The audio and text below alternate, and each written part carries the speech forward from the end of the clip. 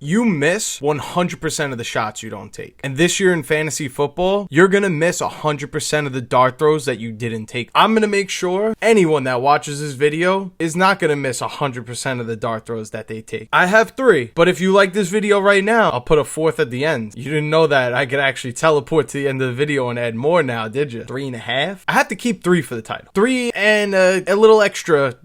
My little present to you. Dart throws that we should be taking in fantasy. Roll the intro.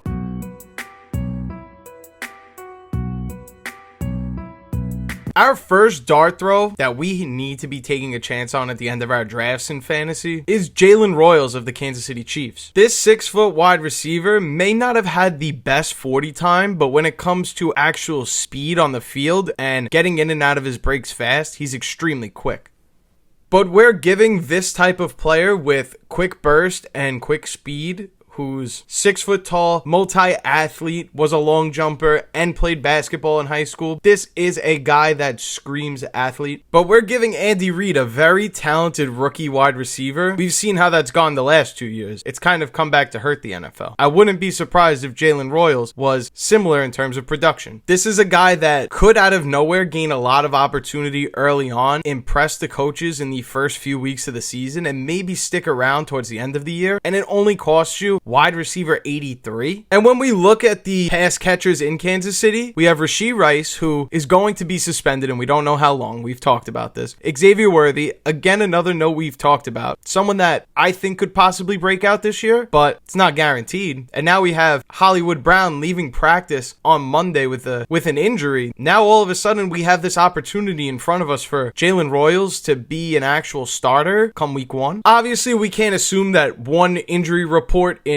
a practice means that Hollywood Brown isn't going to play. But if you know anything about Hollywood Brown, he's usually missing time throughout the seasons. And I wouldn't be surprised if week 1 was a game he wasn't available for. The next dart throw we should be taking, it's another wide receiver. It's an even crazier wide receiver to pan out. And that's Carolina Panthers wide receiver Hunter Renfrow. It's been a long time. Actually, 3 years to be exact, since Hunter Renfrow was any kind of fantasy relevant for us. So why draft him now? And the answer to that is there's still plenty of life in this wide receiver's career. I know it doesn't feel that way, but at the age of 29, there still should be a couple more years left of Hunter Renfrow's career if he's been sitting out and not putting this kind of mileage on his body. It's an absolute dart throw. He's the wide receiver 103, so there's 100 guys they think are better than him on Underdog, and it's probably not going to work. But my favorite argument of all for every dart throw is it costs you nothing, so why not draft him? After Renfrow was battling the last few years with ulcerative colitis, he still has that, and I hope Dr. Eber's proud of me for pronunciating that correctly. And while yes, ulcerative colitis is going to be something that Hunter Renfrow battles his entire life, so it's not going away in 2025 for us fantasy owners. But you have to admit, a story like this, a player who right in the middle of his prime gets ulcerative colitis, can't play football, comes back, gets an opportunity with a team that needs so desperately a second wide receiver to go with their rookie. I have no stats to prove to you that Hunter Renfrow is going to be a starter. I can show you tweets and I can show you reports.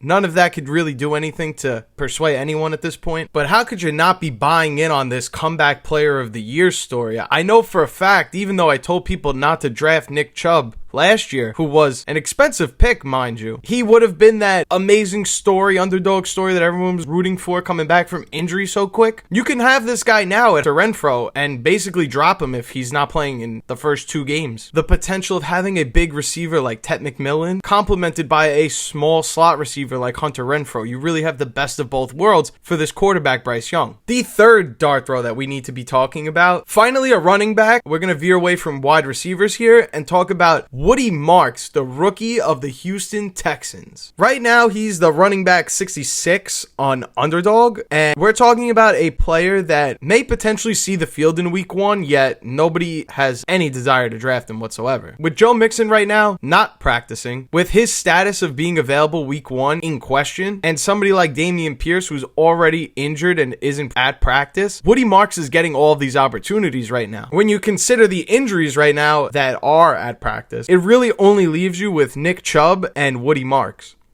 Now, I'm not going to go ahead and say that Nick Chubb is washed. We really didn't get a fair evaluation of what Nick Chubb still has as a running back. When he came back to this offense, they were still a team that needed to throw the ball a lot because they were trailing in every game. And the stats back that up. They were 5th fewest in rushing attempts last year. So the Houston Texans backfield is now a really great running back who's not in his prime anymore and a rookie with receiving upside, because that's what Woody Marks is at the end of the day. You may find flaws in his running game. I find him to be a very capable runner, someone that loves contact. Those kinds of running backs get the ball often. And if his best trait is pass catching, something that's always been Nick Chubb's worst trait, we have a chance now of having a complementary backfield until Joe Mixon comes back. Maybe Joe Mixon only misses a few games. Maybe he plays the whole season. Maybe he plays the whole season compromised. Do you see where I'm going with this? There are probably just as good of a chance that Woody Marks gets to see the field early on in the season that there is Joe Mixon's on the field early on in the season. So for someone that doesn't cost you a thing, maybe you already drafted Joe Mixon or have Joe Mixon in Dynasty. Maybe you just want to take a shot on a late round running back that could, I don't know, maybe be the next Bucky Irving. I believe given the situation of the depth chart right now, Woody Marks has a chance to be that breakout running back we didn't see coming this year. But if Woody Marks doesn't appeal you at all, I just mentioned how little this team runs the ball in the Cleveland Browns, but their rookie running back Dylan Sampson, after the news of Quinshon Judkins being arrested, there is a chance now that Dylan Sampson could run away with this running back job. And again, he doesn't cost you anything either. For myself personally, I lean more towards Woody Marks because I get that PPR reception upside in him. I only need 3 catches and a touchdown to be like, great, I got a good week out of him. And that's going to wrap it up for this video. These are the dart throws that we need to be taking a chance on in fantasy. You're going to miss 100% of the dart throws you don't take, as told by Outlier Fantasy himself. But a wise Outlier Fantasy also said, if you're new here and you like fantasy football content, feel free to hit that subscribe button down below. And I think Outlier Fantasy mentioned something about liking this video so that I know to keep making more videos like this one. But that's all the time I have for you guys today. Thank you so much for watching. My name is Turtle. This is Outlier Fantasy, and I will see you